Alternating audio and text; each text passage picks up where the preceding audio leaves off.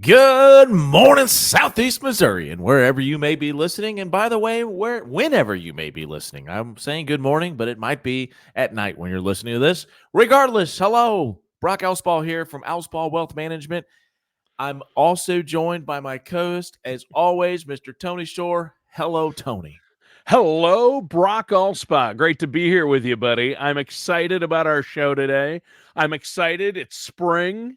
Yeah, I've drank about 5 cups of coffee preparing for the show, so I'm pumped up, man. I'm real. Nope. There you go. Nope. Hold on. The I got to go turn it juice. around You here. got your go juice. I got to turn it around here. Oh, I'm There still we waiting go. for my.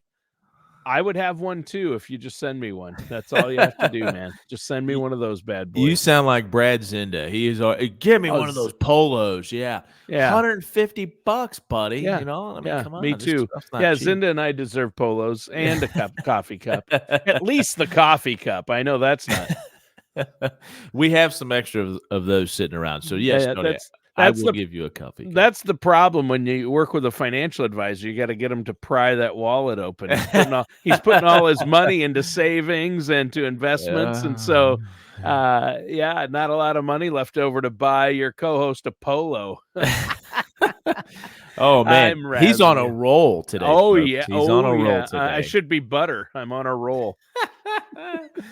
Okay, listen, like Tony said, we've got a great show lined up for you today, folks.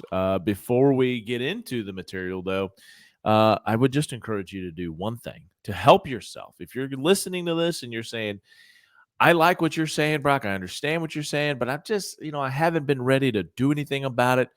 Get started very simply by going to our website. It's right there at the bottom of the screen, alspaugwealthmanagement.com. And you can check out past shows. You can order my book. You can do lots of things on our website that will help you and to get a better understanding of what you should be doing. And really, to be honest with you, it's about establishing your goals and the process as to how we can get there. And really, that's where we shine. That's where we help people is the process as to how you reach those goals. Again, alspaugwealthmanagement.com. You can also request an appointment with me if you'd like. We can sit down and talk about your situation. Good old-fashioned phone call does the same thing, folks. 573-332-7855. All right, Tony. I'm getting there, man. I told you I was a little tired here this morning, but I'm getting there. I'm getting pumped up for the show here today. All right. So here's what we're going to do. We're going to talk about 5 questions. If you're thinking about retiring, if you're getting close, you're one of those, I'm 55, 60, 65, and I'm like, I'm going to retire within the next 5 years. I want you to consider these 5 questions. This is an article that was published on Kiplinger.com, and it was, again, titled, Before You Retire, Consider These 5 Questions. And Tony, let me guess. The first question is, what is my pizza budget? How'd you guess it? I mean, my goodness, why wouldn't that be the first question? Well, here's the deal, Brock. What is retirement for you exactly? Yeah. Retirement will be a wonderful adventure, and we'll do it together. I told you, folks, he's on a roll today. So I do have a question for you, though. I mean, we talk about pizza because you and I both love pizza a lot. Oh, yeah. But I also love wings. Which one is number 1 and which one is number 2 for you? Oh, pizza by far. Yeah. Oh, really? There's nothing that touches it. I've never met a pizza I didn't love. That's what I like to say. I mean, I love wings. You know what else I love? I love ribs too. So, it's like, pizza, ribs, wings kind of thing. And by the way, the ribs and the wings go together. You know that. They do. Oh, yep. Yeah. Like, you got to eat them in the same meal together. Like, yeah, that's not 2 separate meals. That's a good tip. That's a good tip. You and I are the beginning of next year in January. You and I are going to Austin, Texas, and we are going to eat some of the best barbecue. I don't know if you're familiar with Austin, but I know the hot spots for wings and ribs. Is that where that Franklin barbecue place is? I thought so. Yeah. I don't know if he does shows anymore, but he used to do that show. And his big deal is brisket, and I think that's kind of the Texas, mainstay there. So. Brisket is a mainstay, but there's a place with the best wings and ribs too. Really? Yeah. Okay. All right. Tony, bringing the local knowledge for our trip next year. All right. Hey, by the way, folks, if you've got some tips out there where we should eat in January, in Austin, Texas next year, just shoot us an email. Yeah. Or give us a call. We'll be doing a show live from there, and we'll be talking about it on the show. So can't wait. Can't wait, Tony. Can't wait. Okay, so what's number one?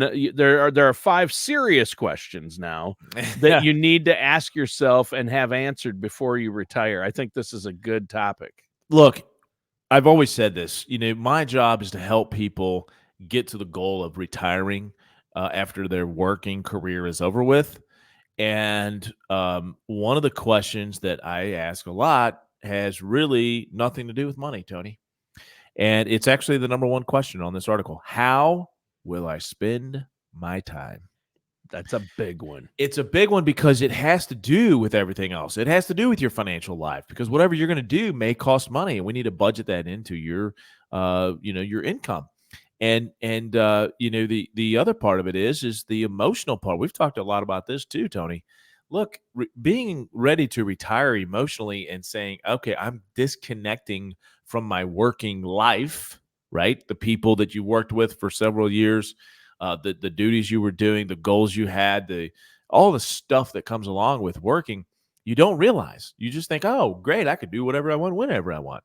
No, you can. That's true. You can, but you will find a lot of emptiness if you don't think about this and have some time budgeted as well, not just your money. Right. So how will I spend my time? Possible answers might be, a big one now, Tony, is activity wise is pickleball. Pickleball, it's huge. Have you played pickleball, by the way? I have never played it. It's huge, but I will say, if you want to play tennis in my neighborhood, you can't anymore because they converted all the courts to pickleball, and I was pretty upset about it at first, but people say it's great. So hey, I will tell you this. So I started playing here in the you did? Yeah, in the last few weeks. A buddy of mine, he's like, "Hey, you got to get into this." And you probably have a lot of clients that play it as well. I do. And so I started playing, and it is fun. I do enjoy it, and more than anything, just getting out and additional little exercise, moving around, what have you.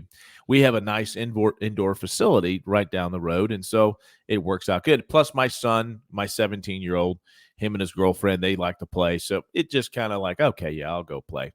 Well, of course, I buy a paddle. Because you have to, you can't use the $5 Walmart special. You can, but it's just different. And so I bought the paddle, and I play 2 times, and then I go for the 3rd time, Tony. And the next day, after the 3rd time, my meniscus in my knee was like, "What are you doing?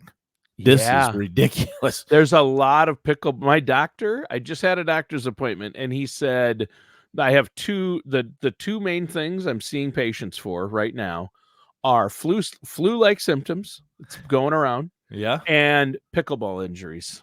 Are you being serious? Are you being serious? I'm 100% serious. He said pickleball injuries, especially in the 40+ crowd and 50+ crowd, we see knees, ankles, leg injuries, arm injuries. Yeah. To me, it's the hard surface. Like, I felt like if it was on turf, which it couldn't work out, because of the ball or whatever. But if it was on turf, I think I could do it. But it's that hard surface, that stopping and starting and going sideways. And anyway, I really enjoy it, but I don't know how much I'll be able to play it. But anyway, that might be something to think about. Yeah, how you'll spend your time in retirement.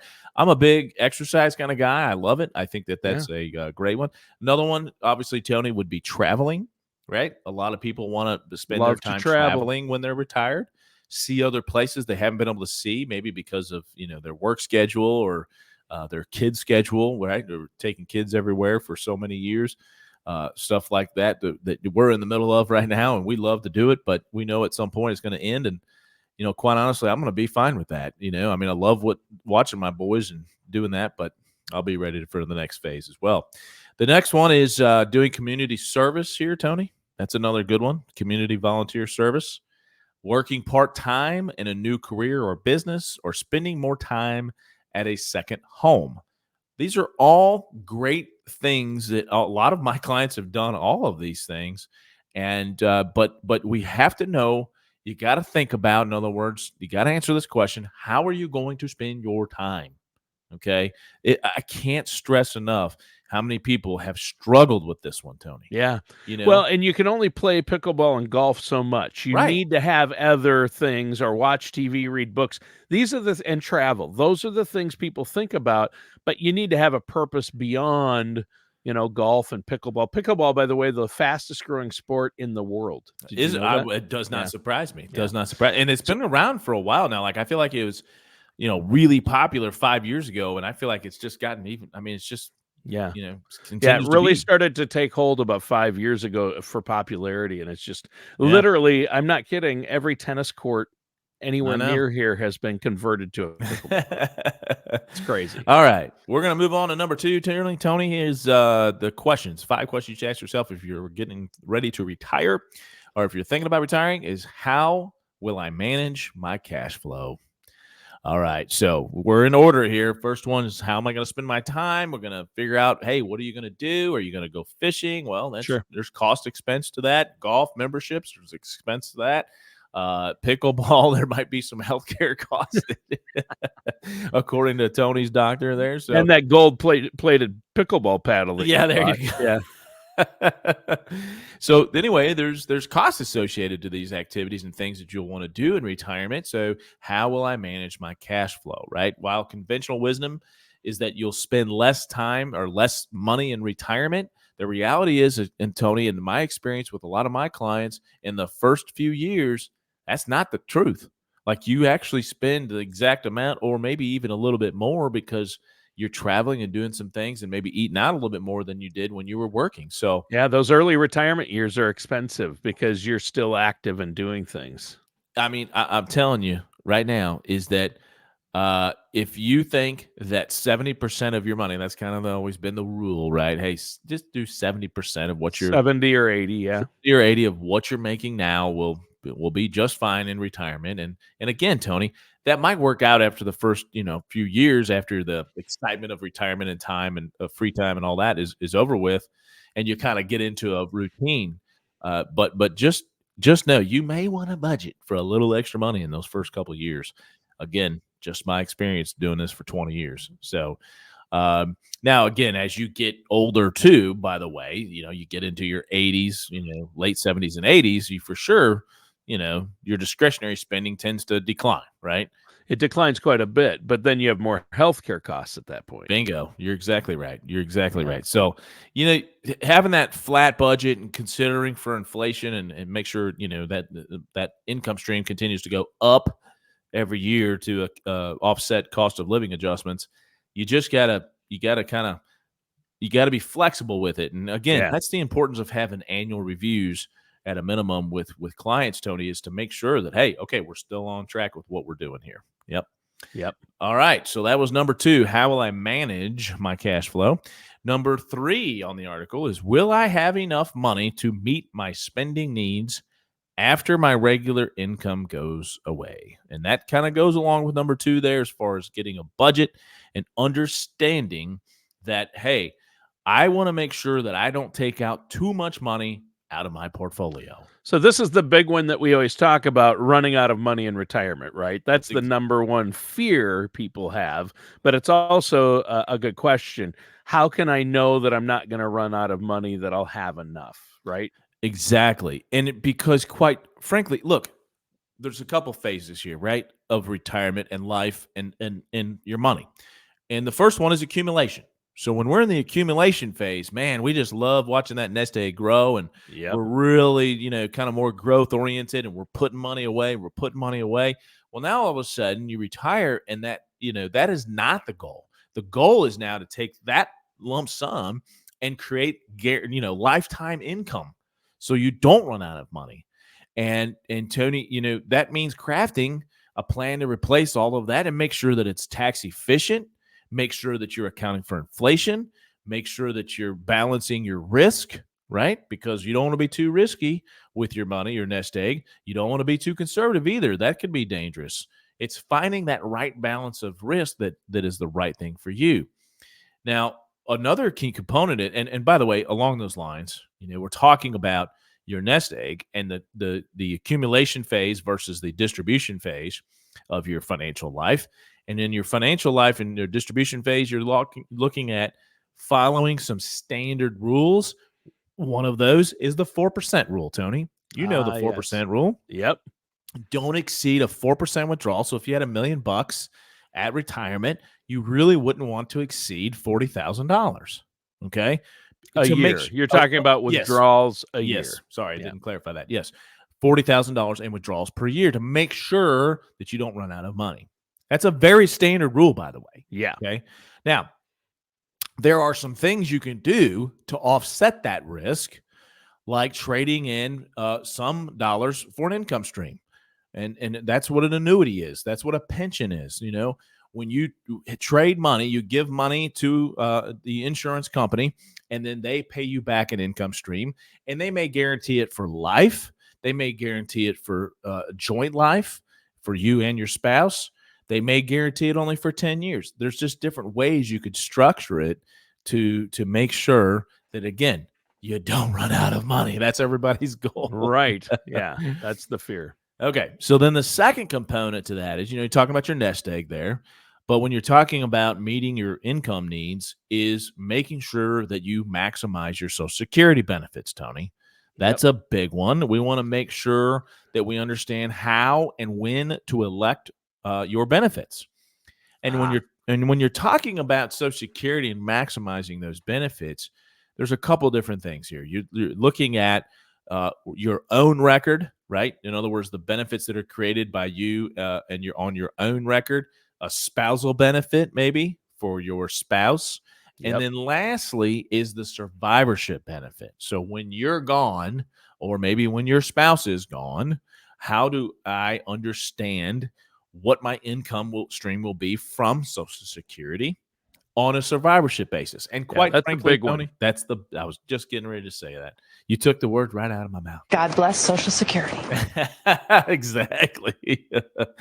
Now, again, there's so many schools of thought here, and so many people have their opinions on Social Security and the viability of it. And I understand those feelings, but we don't want to make financial decisions based off of those feelings. Okay. Right. Or what your buddy at work did, or what your neighbor did, or your brother-in-law. You've got to figure it out, and it's based on your personal situation. Right? 100%. Yeah. Let's do this based off facts. Now, one fact along those lines is that they know they have to make some changes, right? Congress has to make some changes to Social Security to make it more viable because of some shortfalls, because we have so many people from the baby boomer generation that are on benefits. And so I don't know, how do I say it? I'm confident that will happen because it would be more political suicide for them not to do anything about it, right? Well, they have to maintain that safety net for Americans, exactly. and they always have. They've made changes in the past, and there's a number of just different choices they have to shore up Social Security. No pun intended. I was just getting ready to say, sure. Hey, what's the next question? Yeah. All right, number 4. Okay, these are questions you should ask yourself before retiring. Is what is my plan for health insurance? So, hey, you guy, you're going to retire at 60. All right, perfect, great. All right, let's put this plan together. What are you doing for health care?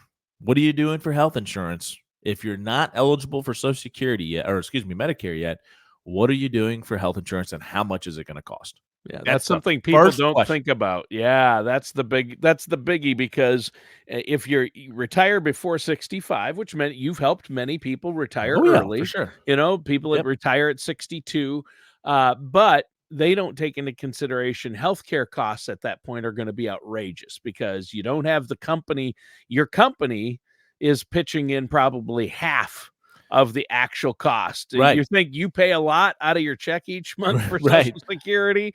Well, if you work for a company where you have that benefit, they're probably covering about a half, or some do a little less, a little more. Right. The company I work for covers about half of the costs. Sure. So if I were to quit and retire and I'm not 65, I'd have to cover that full costs. And COBRA is outrageous. And even if I go on the exchange, I might not qualify. If I have too much money, I might not qualify for any subsidies, right? Subsidies. Yep. It depends. But it's still going to be expensive regardless. It is going to be expensive. So to understand what that will cost and put a inflation factor on that. So say you're 50 and you want to retire at 60. Let's get an idea of what that is now, and then let's put an inflation. And by the way, usually and historically, inflation for healthcare cost is double the regular inflation rate. Yeah, at least. Right. I remember one year it went up 20% at our office. I know. I know. We've seen that was a bad year. Bad year. So my point is that you can plan for this now and just put a 5 or 6% inflation factor on that to understand, get a little better grasp on what that's going to cost you. So what is my plan for health insurance would be number 4. And then Tony, here's the last one. What is my plan for long-term care? Okay. I knew this was coming. A lot of studies show that 70% of people over the age of 65, 70% of people over the age 65 will need some type of long-term care in their life. Yeah, whether it's in home care or a nursing home or assisted living or memory care. That's right. And memory care is at the place here, the nice place, memory care is $12,000 a month. Exactly. So it can be very, very expensive. What is your plan? And don't be one of those, I don't have to worry about that. No, shoot me and bury me, blah, blah, blah. I've heard so many different things, right? People always say that. I'm not going to need it. Right. Well, the stats show almost 2 out of every 3 people will need it. Right. Yes. And are going to use it. So, yeah. So, hey, if we know that, don't be, that feel like, I'm going to be in that 30%, right? I'm not going to need that. Yes, you probably are. Okay. Yeah. Most likely. So here are some questions. Will you age in your home or in a continuing care retirement community or assisted care facility? Okay. We got to understand what this is going to cost. And are there ways that you can hedge that cost by doing some things now to help yourself in the future? And the answer most of the time is yes, Tony. Right. You can look, it doesn't have to be traditional long-term care insurance. A lot of people are saying, well, I'm not going to do that because if I pay all these premiums, it goes up every couple of years because they end up raising rates. And if I don't use it, I lose it. Well, that is true. And a lot of companies have gotten out of that business, which, as you know, Tony, what happens when people get out of business? There's less competition. That means that rates probably are going up, right? Because there's more demand and there's not as much supply. It's very simple economics. So those policies, I understand, have gotten much more expensive. So there are other strategies, asset-based strategies that you can employ to help yourself later that are much more dynamic and universal in today's world. So explore those. Long-term care, I understand. It's not something you want to think about. It's not something you want to pay for. It's not something you want to plan for, but you got to do it. Yep. You got to do it, Tony. Yeah. Yeah. And there are strategies to help cover that cost. And for our listeners out there, as we wrap up, I'm sure they have questions about those 5 questions and want to know plans that will help them answer it and deal with each of these issues. How can our listeners out there and viewers get a hold of you, Brock? So we've talked about a lot today, as Tony mentioned. Look, if you have any questions about any of this stuff, always, we are here. We are willing to help people and answer their questions. Give us a call at 573-332-7855, or you can look us up on the web. This is a great website, and you can actually request an appointment with me right there at the front page. It's Alspaugh Wealth Management, ALSPAUGH, wealthmanagement.com. Alspaugwealthmanagement.com. Thanks, Brock. All right, and thanks, listeners. That does it for today's episode of the Retirement Playbook with our host, Brock Alspaugh.